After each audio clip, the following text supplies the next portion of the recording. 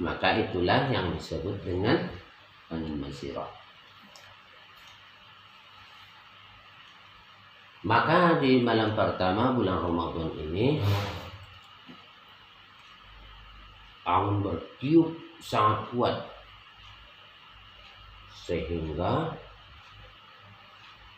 para bidadari yang ada di surga bingung. Ini kenapa ini? Biasanya nggak pernah seperti ini, kata para bidadari. Apakah ada orang yang melamarkan kepada Allah supaya aku kawin dengannya? Kata bidadari. Maka dijawab oleh Allah, ini adalah malam pertama bulan Ramadan. Maka semua yang ada di sana, di alam lain itu keheranan dan kebingungan, termasuk para penghuni surga. Pintu neraka ditutup, pintu surga dibuka, setan diikat.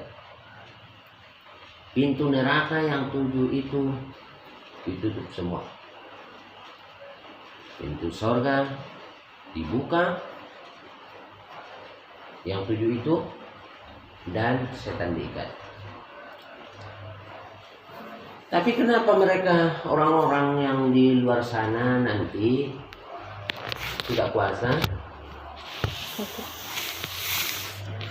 Karena kurang dari syarat puasanya sendiri.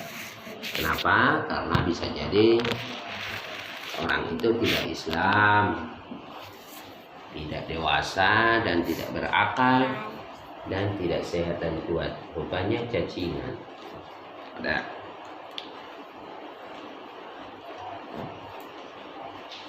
Itu adalah malam pertama bulan Ramadan. Lalu bagaimana dengan puasa-puasa umat-umat Nabi terdahulu? Sebelah sini. Atau duduk yang bagus itu. Ini mana duduk? Gimana sih? Duduk yang bagus itu. Mana gue sebut? Daerah aku. Duduk ya, duduk sebelah sini.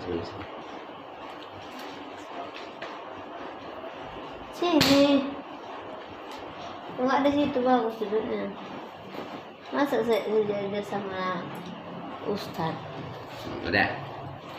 Jadi yang pertama adalah puasa Nabi Adam. Coba dulu gini.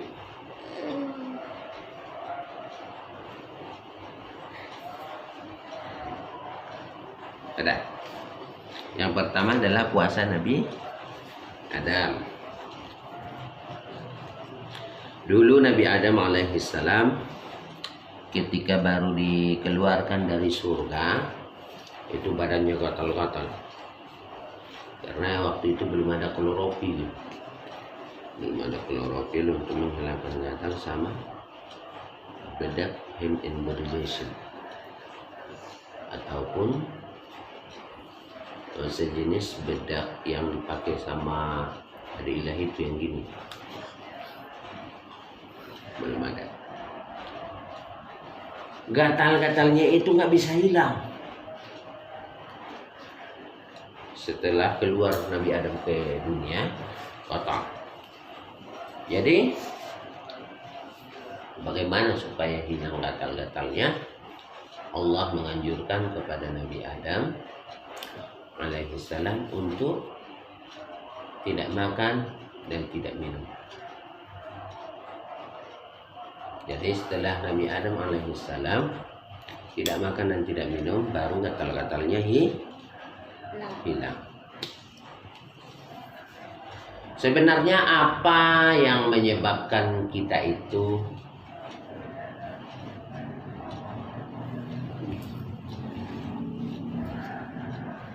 tidak mau mengikuti perintah Allah seperti puasa? Alasannya adalah karena nafsu untuk makan, nafsu untuk minum, dan lain-lain. Apa itu nafsu? Nafsu adalah sesuatu yang Allah ciptakan, keinginan dan syahwat kita.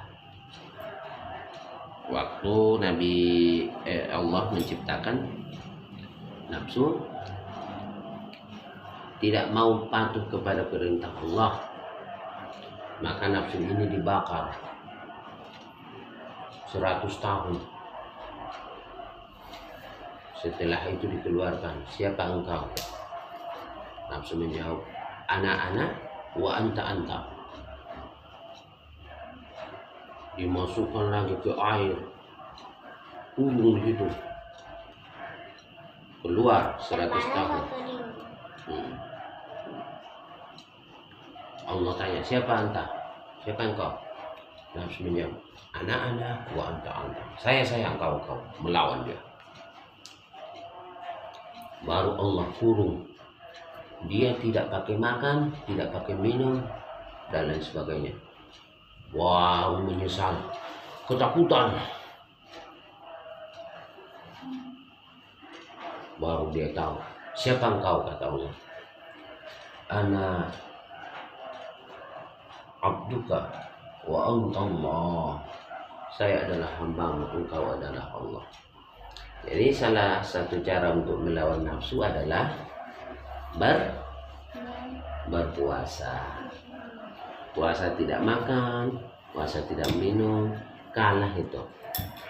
Dan orang yang berpuasa ini semakin lama semakin sehat, karena semakin banyak sisa-sisa makanan di dalam tubuh kita itu jadi racun. Jadi racun di situ, keluar bau, kotorannya semua keluar. Atau kotoran yang tidak bisa keluar dari situ ketika nggak makan nggak minum, otomatis dia encer keluar. Jadi sesuai dengan kata Nabi, orang yang berpuasa itu semakin sehat. Sumu tasihhu. Berpuasalah kamu supaya kamu sehat, kata Nabi. Dan di luar bulan Ramadan pun sebenarnya orang-orang yang berpuasa itu, kadang orang berpuasa bukan untuk mengharapkan pahala. Jadi dia puasa bukan karena Allah. Karena apa? Karena untuk sehat. Orang-orang barat banyak itu yang puasa, padahal dia bukan agama Islam. Untuk apa? Lemak perutnya keluar, enggak besar perutnya. Itu dia agamanya bukan Islam. Untuk apa? Supaya kuat, katanya. Jadi ajaran agama apa yang dia bawa itu? Ajaran agama Islam. Tapi orang Islam sendiri nggak mau puasa.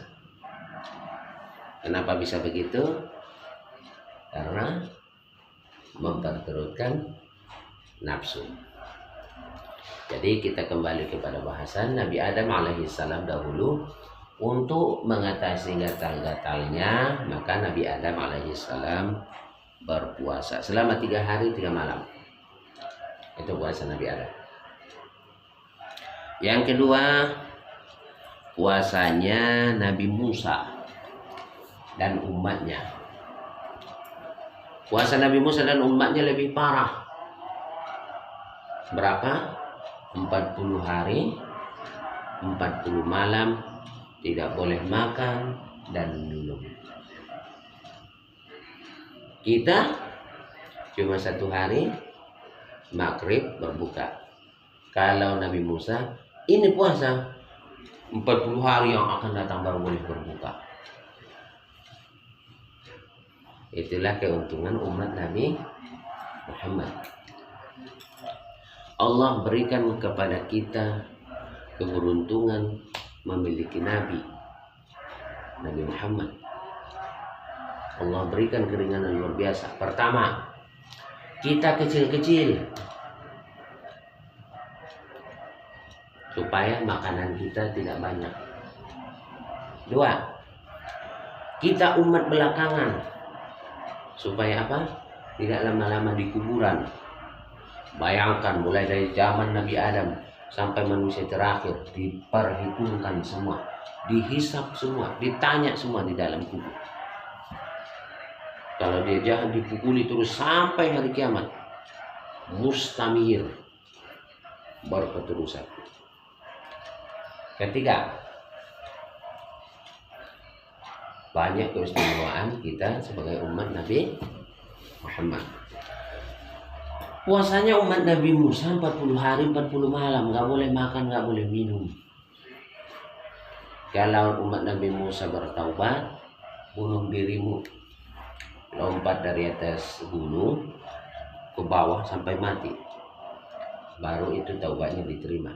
Kalau umat Nabi Muhammad tidak perlu bunuh diri, cukup minta ampun kepada Allah, menangis, tidak mengulangi perbuatannya lagi, baru itu yang disebut dengan taubat. Itulah puasanya Nabi Musa. Dan Nabi Musa mengajarkan ini kepada kaumnya saja, tidak untuk seluruh manusia. Tapi masih ada agama yang dibawa oleh Nabi Musa dulu, katanya apa itu? Agama Yahudi, mengajarkan ajaran Taurat. Kalau dulu iya pada masa Nabi Musa, tapi sekarang tidak boleh. Lau nazala Musa fattaba'tumuhu wa taraktumuni lau dhalaltum. Jika sekiranya Musa itu datang, kata Nabi Muhammad, kalian ikuti dia dan kalian tinggalkan saya, kalian semua sesat, kata Nabi Musa. Jadi siapa yang harus kita ikuti, Nabi Musa atau Nabi Muhammad? Nabi Muhammad. Gak boleh mengikuti ajaran Nabi Musa lagi. Risalah Nabi Musa sudah selesai. Yang ketiga, puasanya Maryam. Tepuk tangan. Puasanya Maryam tidak boleh berbicara. Nah, kalau misalnya kakak mulai dari pagi sampai maghrib bicara aja, ini bicaranya nggak boleh, dikurung di kamar mandi selama mulai dari subuh ini sampai maghrib, dikurung di situ supaya tidak berbicara dengan manusia. Kenapa? Karena dari lidah inilah satu sama lain saling membenci. Dari lidah inilah kita bisa membunuh orang. Dari lidah inilah yang tadinya kita akrab dengan kawan, akhirnya berantem.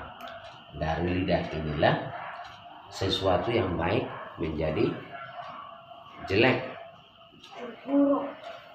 Qad yurja bijar'i sayfa bur'un wala bur'a liman jariha bil lisan. Masih ada lagi harapan sembuh kalau pedang melukai tubuh. Tapi kalau lidah melukai hati, kemana obat akan kita cari? Sampai mati pun kalau orangnya tidak minta maaf, itu harus ia pertanggungjawabkan. Makanya di akhirat nanti orang-orang yang dianiaya, dizolimi, digibah, difitnah, hasud, namimah, dia akan bahagia. Jangankan di hari kiamat, di kubur pun dia sudah bahagia. Kenapa? Karena dia dulu sering difitnah. Dan azab yang paling pedih, salah satunya di dalam kubur adalah karena memfitnah orang. Itulah puasanya Maryam dulu. Tidak boleh berbicara dengan manusia. Yang keempat, puasanya Nabi Muhammad SAW, yaitu mulai dari terbit fajar sampai tenggelam matahari, mulai dari subuh tadi, azan subuh sampai nanti azan maghrib. Kenapa kita dipaksa? Bukan dipaksa, itu perintah Allah untuk kesehatan kita. Allah memberikan sesuatu itu tujuannya untuk kebaikan kita, bukan untuk orang lain. Ya, nah, ini aja dulu kultumnya ya. Subhanakallahumma bihamdik, nasyhadu an la ilaha illa anta, nastaghfiruka wa natubu ilaik. Assalamualaikum warahmatullahi wabarakatuh.